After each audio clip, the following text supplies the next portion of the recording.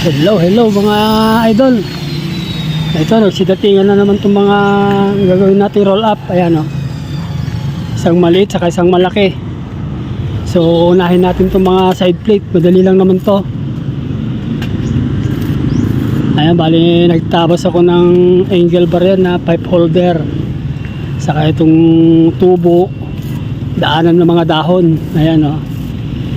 1 1/2 lang ang pagitan yan. So mabilisan lang to, saglit lang gawin to. Ayan, set up na natin isang malaki saka isang maliit lang yan.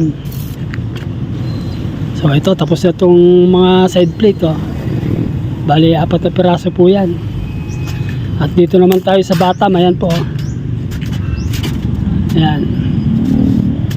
So ang ginagawa ko rito, linalagyan ko ng